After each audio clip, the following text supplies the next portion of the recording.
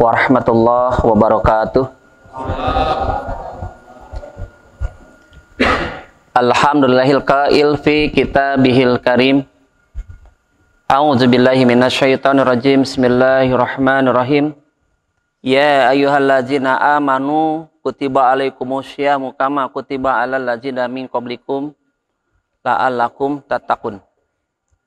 Wa qala Nabi sallallahu alaihi wasallam as-saumu asihah. Asyhadu an la ilaha illallah wahdahu la syarikalah wa asyhadu anna Muhammadan abduhu wa rasuluhu alladina la nabiyya ba'dah. Bapak-bapak, ibu-ibu, para remaja, remaji, jamaah kajian malam Rabu Masjid At-Taqwa yang dirahmati Allah. Alhamdulillahirrahmanirrahim, kita memasuki pekan terakhir pada malam hari ini untuk mempersiapkan ya kedatangan tamu agung. Semoga ya Allah Subhanahu wa taala memberikan kesempatan kepada kita, memberikan umur, memberikan kesehatan sehingga pada pas hari nanti, entah hari Sabtu, entah hari Ahad ya, insya Allah kita berjumpa dengan tamu agung tersebut dan kita betul-betul menyambut secara istimewa ya Syahrul Ramadan insya Allah. Bapak-bapak, ibu-ibu yang dirahmati Allah, ya, pada malam hari ini kajian insya Allah cukup istimewa karena kajian pada malam hari ini, ya, sekaligus ya kita akan diskusi yang selama ini banyak mitos-mitos seputar puasa, seputar Ramadan, ya, tentang berbuka dengan yang manis. Pada kenyataannya banyak berbukanya dengan yang asin, ya, bukan dengan yang manis ternyata. Kemudian tentang pola tidur, ya, tentang sahur dan sebagainya. Insya Allah. Ya. Bapak-bapak, ibu-ibu yang dirahmati Allah, ini sebetulnya panjang kajian pada khusus tentang Ramadan ini. Tapi insya Allah, ya, nanti kita akan buat berseri. Ya, kalau tidak ada halangan, insya Allah nanti Anapu akan mengisi nanti di kuliah subuh dan di kultum tarawih, ya, di Masjid At-Taqwa ini. Ya. Yang pertama yang akan kita bahas adalah sesi pada waktu kita sahur. Ada satu fenomena di Kecamatan Nagrak ini yang sebetulnya belum dikatakan tepat. Ya, qadarullah, Ana dengan Bu Bidan pertama datang ke Nagrak ini pada tahun 2000 pas. Jadi pas nikah udah datang ke Nagrak, Pak. Dan langsung di daerah mana? Wangun, Desa Cihanjawar. Jadi dan tak lama anak tinggal di Cihanjawar, ternyata langsung masuk bulan Ramadan. Nah di Cihanjawar itu, ya di negara Cihanjawar, itu ada fenomena kalau sahur itu jam 2, jadi setengah 2 udah dibangunin. Gandeng, gas, ya tidak terperi seperti apa gandeng nanya dari WhatsApp dia kita pertama. Oh gini nggak menik, KB serentak dari masjid. Jam 2 sahur, ya ternyata kurang lebih makan sahur itu jam setengah 3. Setelah makan pada tidur lagi. Walhasil sholat subuh teh kasihangan keberangan. Ini yang sangat-sangat ironi. Padahal kata Nabi, yang ideal waktu sahur itu adalah setengah jam sebelum waktu imsak. Catat. Nih ya, awas jangan sampai tertukar. Yang pertama nih. Nah, membangunkannya yang bagus saja adalah jam kurang lebih setengah 4. Tapi jam 3-an lah. Jam 3 itu udah dibangunkan bagus. Entar dia tong jam 2 teuing. Urang mah lain. Dihudang ke teh. Nya, tabu satu gitu soal gandengnya. Abdi ke kopi abdi. Ada yang dari negara Pawenang ya. Negara dari Pasir Hantap, dari Cihanjawar mah nya. Ciambar ke Kakuping tah. Ya dari negara pentas ogenya. Masya Allah. Apa yang terjadi ya apabila kita setelah makan kemudian tidur lagi? Semoga sampai ke sini. Ibu-ibu bisa kelihatan Ibu ya. Ini sangat-sangat penting. Ini kita visualisasikan adalah tubuh manusia. Oke, jangan ditertawakan kalau bagus gambarnya. Ini ada yang namanya organ cerna. Ya, mulai dari mulut, tenggorokan, kerongkongan, kemudian ini mulut lambung, namanya cepingger. Lambung. Kalau kita pas selesai makan, jangankan tidur, duduk aja.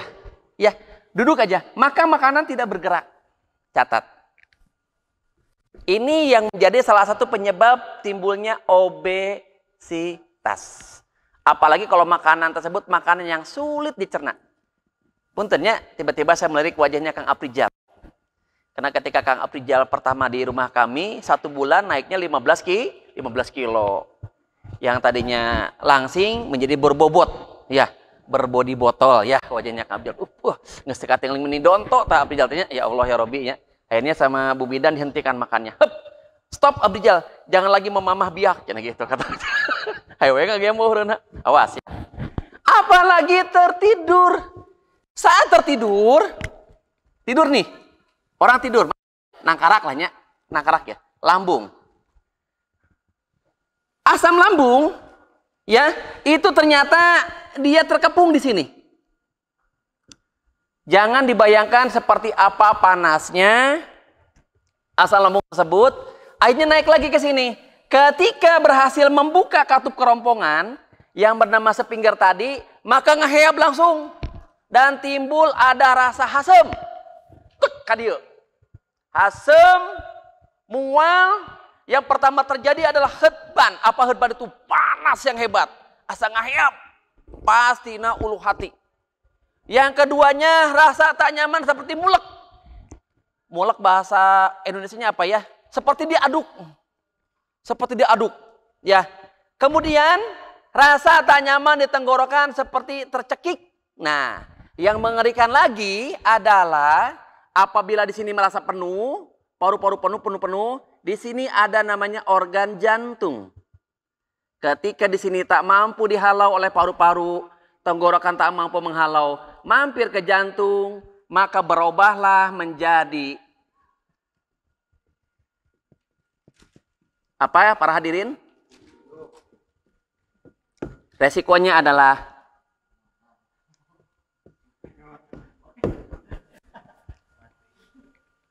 dalam bahasa medis dinamakan sebagai sindrom jantung koroner akut. Dan ini yang banyak terjadi. Ya, maka selayaknya lah selepas sahur kita tidak dianjurkan untuk langsung berbaring. Tiduran, bahaya. Dan ternyata ya fenomena yang terjadi saat ini kebanyakan ya asma itu timbul bukan dari keturunan, bukan dari kecil, bukan bawaan, tetapi ketika anak itu di atas 7 tahun ke atas mulai terkena asma. Kenapa bisa seperti itu? Dibiasakan setelah makan dia tidak beraktivitas tetapi duduk. Maka pernah ada yang tanya, ayo naros ke pribados. Pak Rahmat kumahanya hari abdi teh lah montos mam teh asa waradag, asa megah. Kumaha carana? Ibu lah montos emam, ibu entong langsung calik. Komo eut, hah? Kada kumaha tuh? Tahan dulu. Sekitar 15 menit baru ibu minum. Dan yang diminum adalah bukan air es, tetapi air hangat, bening. Ibu harus berjalan kaki kurang lebih sekitar 300 langkah. Ngalengkahna nya. Untung ngalengkah egang. Ngalengkah egang engkin lambung tambah monoyot. Tapi melangkahnya adalah seperti melangkahnya di pasek. Tah, ngalengkah kieu nya. Kamari nu dongkap ka pribados, kapten ti Armed Cikembar nya. Ternyata dia ada gejala epilepsi. Ketika dilihat ternyata jalan-jalannya seperti begini. Leres Mang Agna ya. Nah, ditangani ku Mang Agna. Pak Komandan jalannya jangan seperti itu tapi jalan tegap ya. Dan kemudian langkahnya lebar-lebar. Oke, shooting. Tah, gitu nya. Tek. Jadi ketika begitu, ternyata hentakan kaki tumit. Dep. Langsung ke otak. Mereposisi lambung pada kondisi yang sangat ideal. Ya. Lebih dari 100 langkah, maka keluarlah apa yang dinamakan dengan sendawa alami. Bukan sendawa yang dipaksakan. Yang lebih mengerikan lagi dan yang banyak salah kaprah adalah ketika banyak anak-anak muda datang ke warung-warung kopi, beli soda dan susu diaduk dengan dengan mitos akan keluar apa? Angin. Justru memasukkan banyak gas.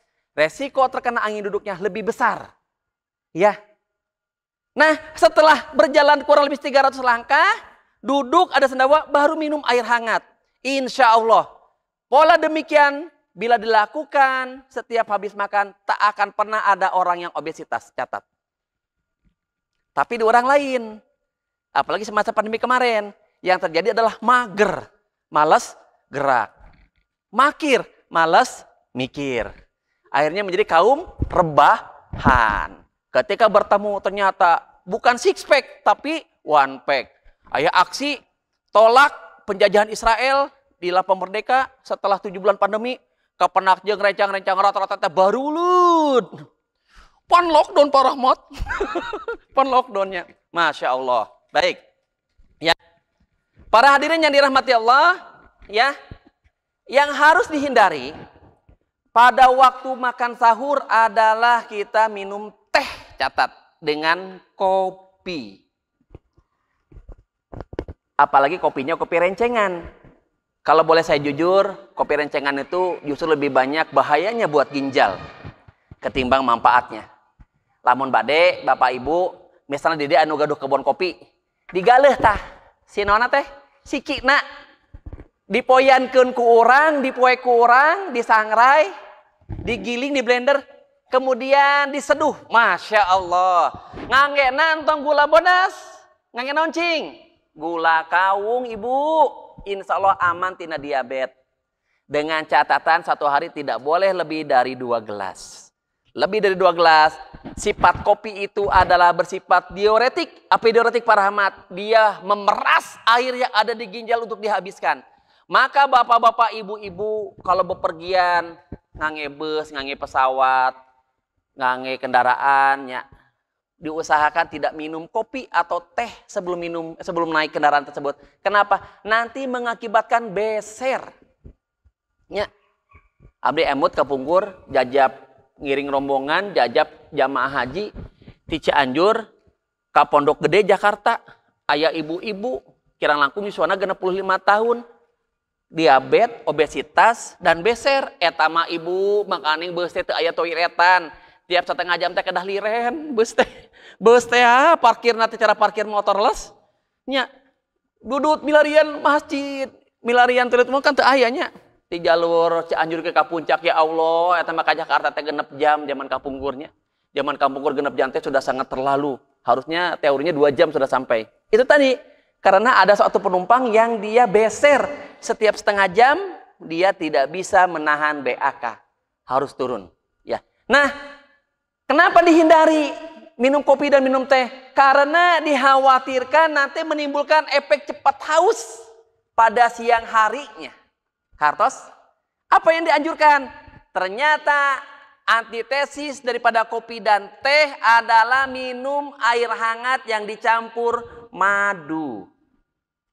Justru sifatnya menahan air yang ada di ginjal, yang ada di kandung kemih. Jadi bapak-bapak, ibu-ibu yang punya karakteristik tubuh dia beser, maka dianjurkan minum air hangat yang dicampur dengan madu. Atau akarna erih. Akar alang-alang. Akar alang-alang bersifat dia anadiuretik, dia menahan air. Jadi akar erih teh salah satu herbal untuk menghancurkan batu ginjal. Nah, biar kita tahu ya. Dan ya, yang sangat dianjurkan pada waktu sahur adalah ternyata bukan dari banyaknya nasi, tetapi kandungan protein, wabil khusus buah-buahan. Kenapa buah-buahan? Nah, buah-buahan sama seperti kayak tadi, seperti air hangat dengan madu. Contoh semangka. Semangka dia menahan air di dalam tubuh. Melon juga sama. Lengkeng juga sama, ya. Kartos ya, insya Allah. Selanjutnya, Pak, kalau begitu jam berapa kami bisa tidur?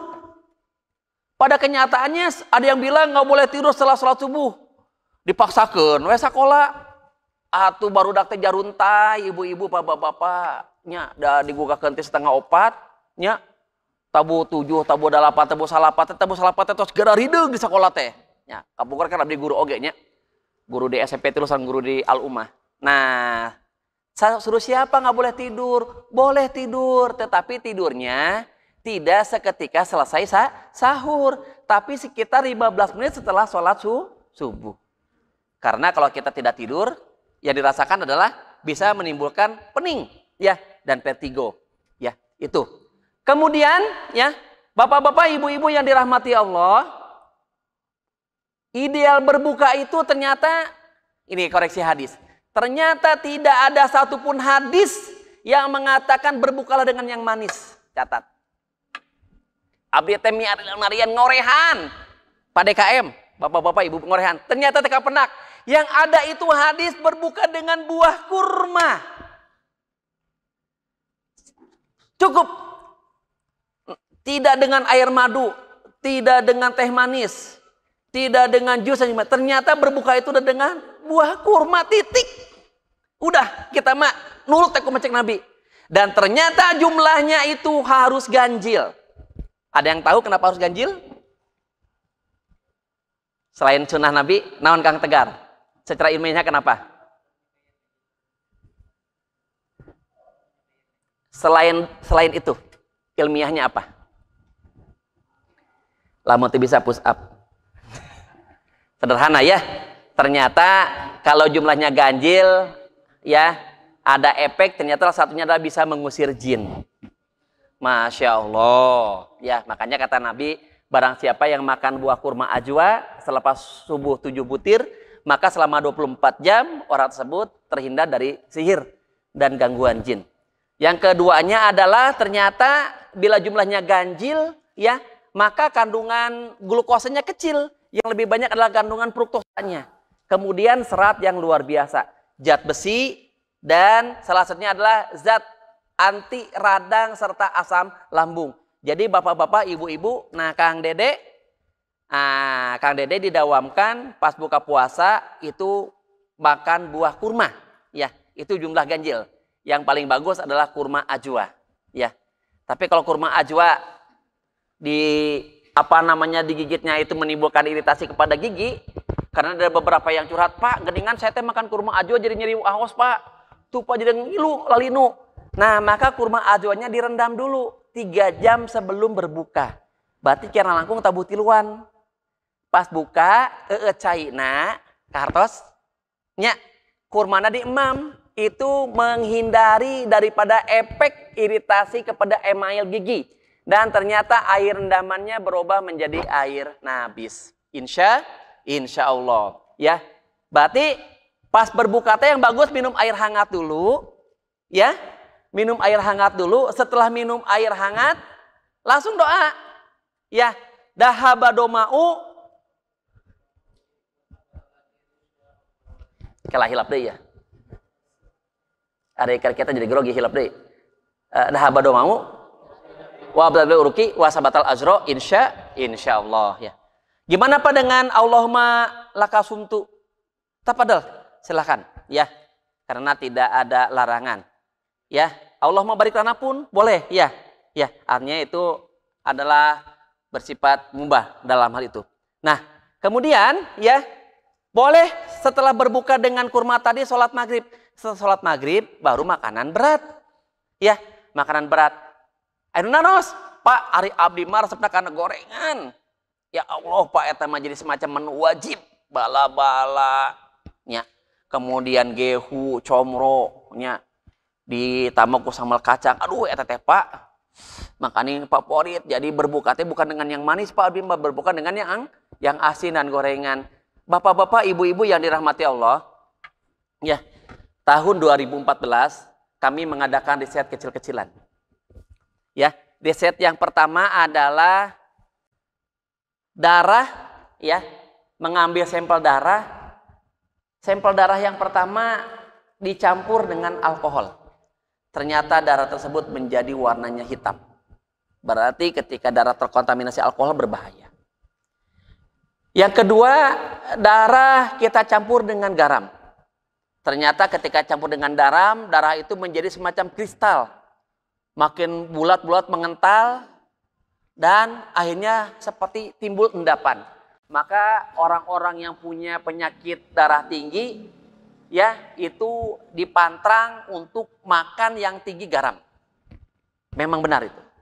Yang ketiganya, darah tersebut dicampur dengan minyak.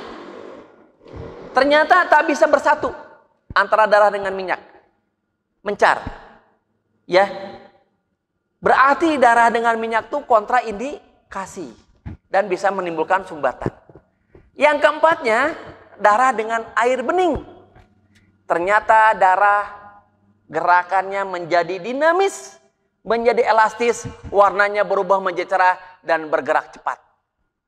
Berarti air hangat yang bening ini fitrahnya adalah dengan darah. Tetapi 3 elemen yang tadi, alkohol, ya, kemudian garam, ya, dengan derivat ya. Yang ketiganya adalah minyak. Itu adalah kontraindikasi. Dan kami tes beberapa orang yang punya penyakit jantung, ya, kemudian saat berbuka makan gorengan, ternyata tak lama kemudian beberapa klien tersebut jantungnya kambuh. Kemudian yang punya kolesterol, ciri-ciri kolesterol bapak-bapak, ibu-ibu, ya, ciri-ciri jantung. Bila menakan orang, penyakit jantung yang pertama adalah rasa sesak di seluruh dada. Yang keduanya, tiba-tiba di bagiannya sebelah kiri seperti ada hujaman. Nyelekitnya, jika nu diremes. Yang ketiganya, telapak tangan, telapak kaki sering kesemutan. Ya. Kemudian yang keempatnya, rasa kaget yang luar biasa bisa menimbulkan shock. Jadi lamun dari ruas teh kadeknya. Andrew, misalnya. Andrew, datang perempuan yang meminta pertanggungjawaban darimu. Jadi Andrew langsung dewas. Gelepok pisannya. Padahal mah tak enak naon kan dia misalnya. Ternyata Andrew itu punya penyakit jantung. Ya. Kakang Agna misalnya. Nah, Kang Agna tiba-tiba aya nini ngaku mitohana Kang Agna. Padahal Kang Agna nikah gencan misalnya. Kang Agna ruas, pingsan gelepoknya. Nah, itu ciri-ciri penyakit jantung. Kemudian yang kelima, orang yang punya penyakit jantung, perhatikan tidak mampu melangkah lebih dari 100 langkah. Apalagi kalau langkahnya adalah rada nanyak seetik weh. Maka 5-6 langkah pun dia sudah tak kuat. Nanyak seetik betah. Lamun lebih akurat lagi dibawa ke Gunung Walat. Betul? Selepas ada studio itu, kalau langsung ekstrim nih tanjakannya. Maka orang yang punya penyakit jantung itu tak akan mampu naik. Nah, berikutnya apa lagi? Ternyata orang yang punya penyakit jantung, ya, kalau dilihat dari matanya, itu seperti ada merah di sininya. Namanya skerela. Titung-tung iya katung-tung langsung nembus. Dan qadarullah ibu-ibu, bapak-bapak, ternyata orang yang punya penyakit jantung secara historis TTK sedapna ngamam gorengan. Ciri-cirinya dari apa? Dari matanya yang putihnya itu matanya keruh. Dan seperti ada plek-plek kuning. Itu adalah minyak goreng yang tak mampu dicerna oleh usus halus. Ya, yang tak mampu dicerna oleh usus halus. Ibu-ibu, bapak-bapak yang dirahmati Allah. Sejatinya, seharusnya yang namanya bulan Ramadan, bulan puasa itu membersihkan seluruh tubuh dari racun-racun. Ya. Bapak-bapak, ibu-ibu, abdi nuju ka Taman Safari, ngobrol sareng si pawangna harimau. Terutama harimau Sumatera. Kan ada atraksi harimau. Abdi naros, "Pak, apakah benar dalam 1 tahun si kucing besar ini, baik harimau ataupun singa, itu ada puasanya?" Betul. Ternyata harimau dan singa dalam 1 tahun mereka akan puasa minimal 1 minggu. Untuk apa? Untuk membersihkan ususnya. Dan mereka akan makan rumput-rumputan. Masya Allah. Berarti jalmi anu teu puasa teh, jalmi puntennya, jalmi odob banyak. Tah. Berarti itu sangat zalim. Bahkan bukan seperti itu nih, ya ibu-ibu. Puasa maksimum selesai tanggal berapa? tanggal 30.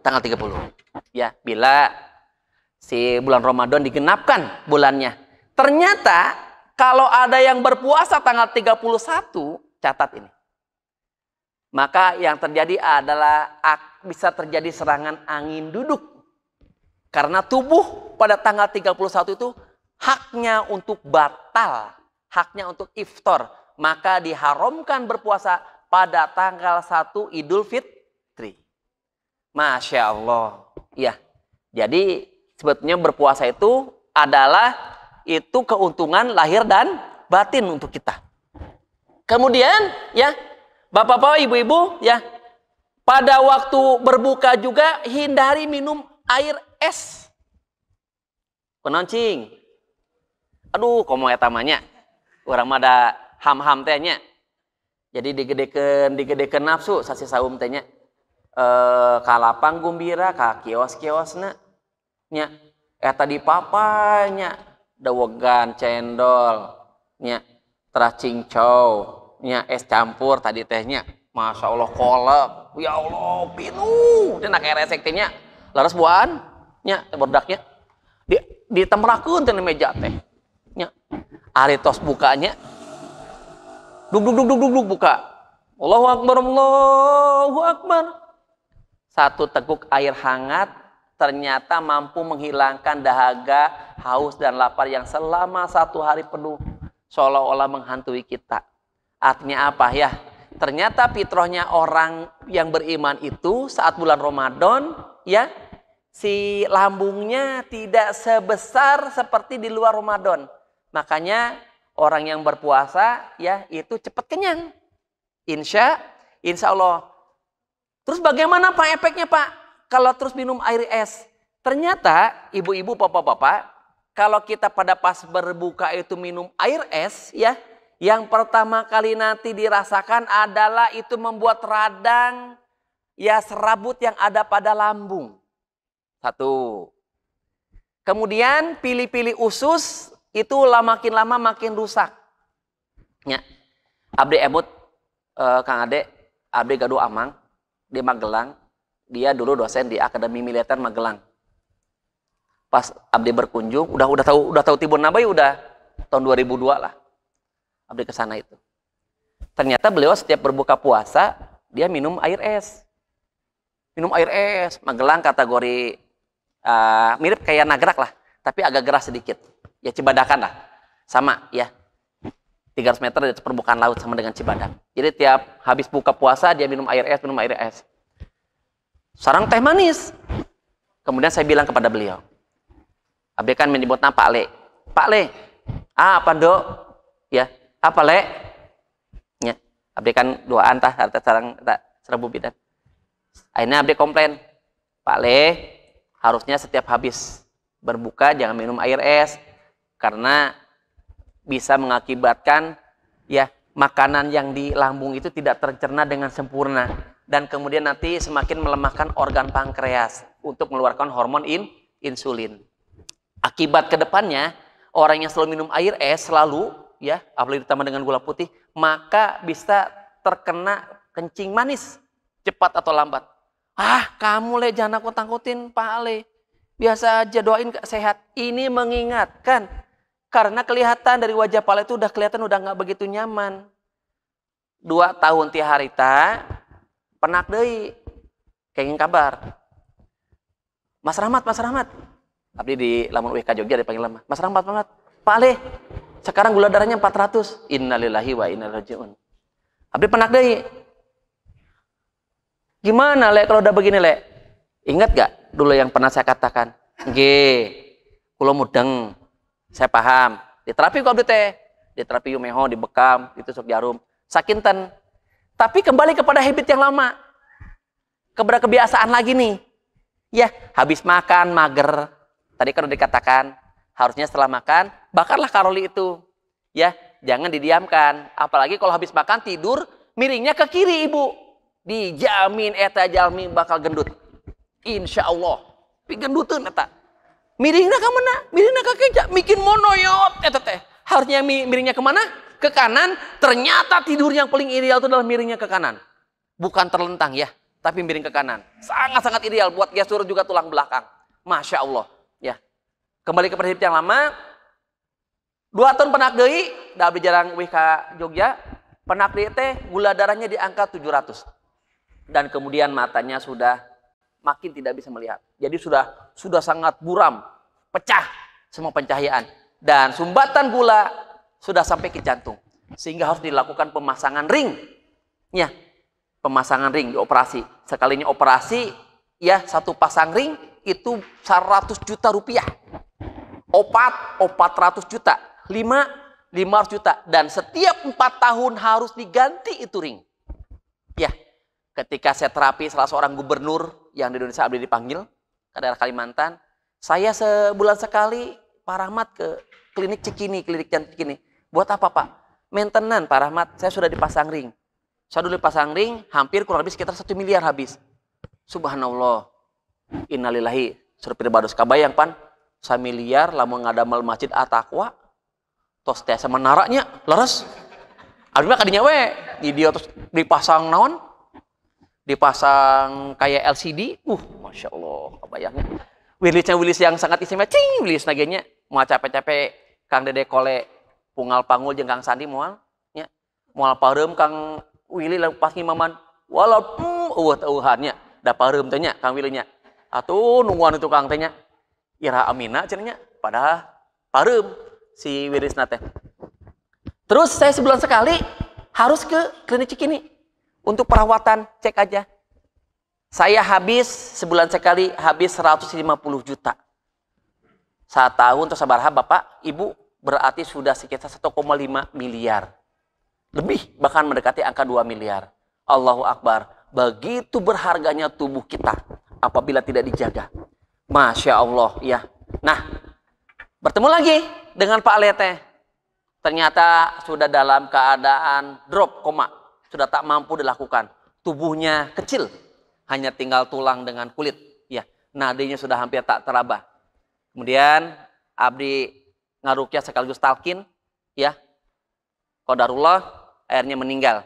Ya, meninggal di usia yang ternyata masih produktif. Nah, Kang Bagol, kadeknya. Maka kita sehat wajib. Jangan sampai kita ini di usia yang masih produktif sudah menjadi beban anggota keluarga kita. Subhanallah, nauzubillah, summa nauzubillah. Nah, hindari hal-hal tadi, ya. Ada keunikan dari bulan Ramadan, ya. Ternyata bulan Ramadan tubuh tuh disetting untuk bisa begadang.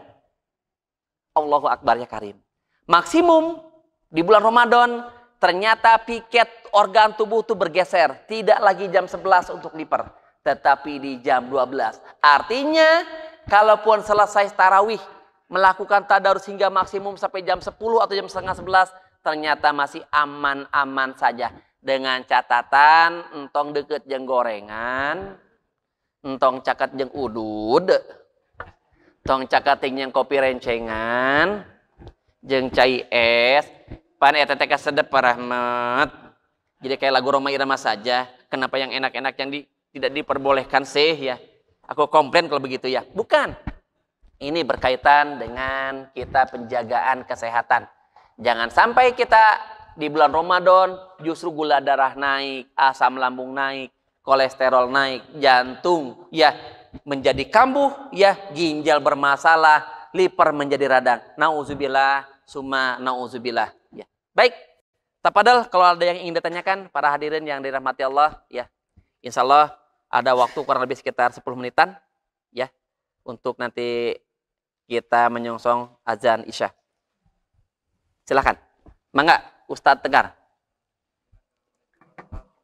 Waalaikumsalam warahmatullahi wabarakatuh.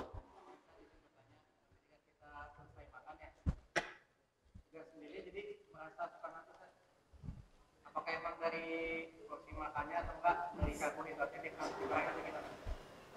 Baik.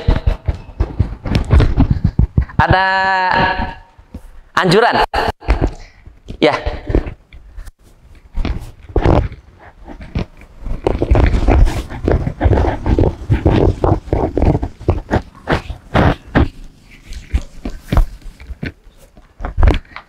Yang dianjurkan pada waktu sahur ternyata kita makan 1 atau 2 sendok gandum.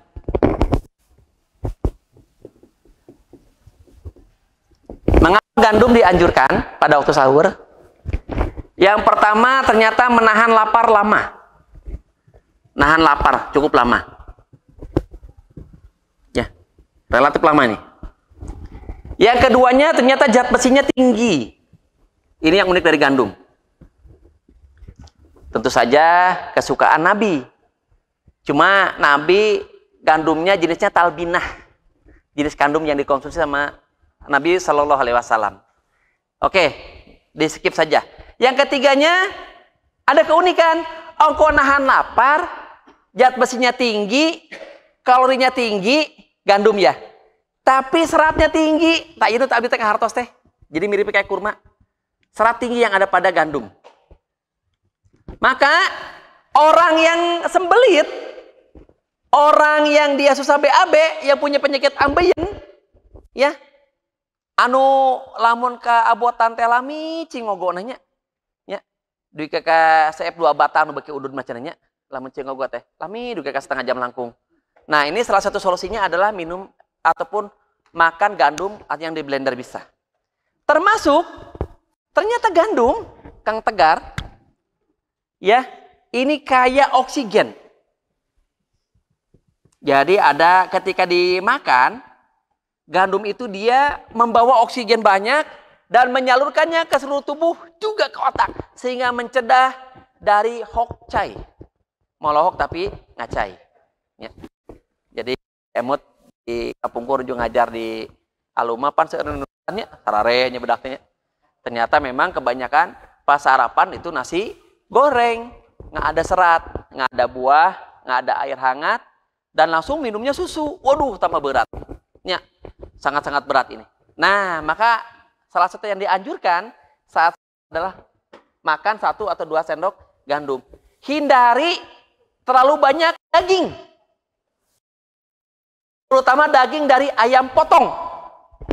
Ayam potong yang pernah saya katakan, ayam yang tidak jelas nasabnya. Ya. Dan dilahirkan bukan karena cinta, maka ayam potong tidak berhak mendapatkan hak waris. Ya. Karena tidak jelas nasab, tidak jelas sanadnya. Ya, bingungnya bapak ibu data jelasnya. Beda dengan ayam kampungnya, petoknya. Terjadi pernikahan. Ya, pernikahan ala ayam. Baik, insya Allah. Kemudian, kalau anak amati, Ustadz Tegar ini jarang olahraga. Jadi tipikal mager. Sarua tuh jamaah takwa ini. Ke radio komo geus nikah ayeuna mah tinggal di geus beudahnya. Jadi Tegar tuh sudah menikah bukan tambah rajin, tambah mager ya. Alasannya bulan madu ya. Baik. Oke, silakan. Nah, bentar lagi Kang Rijal benang jatuh. Silakan. Waalaikumsalam warahmatullahi wabarakatuh.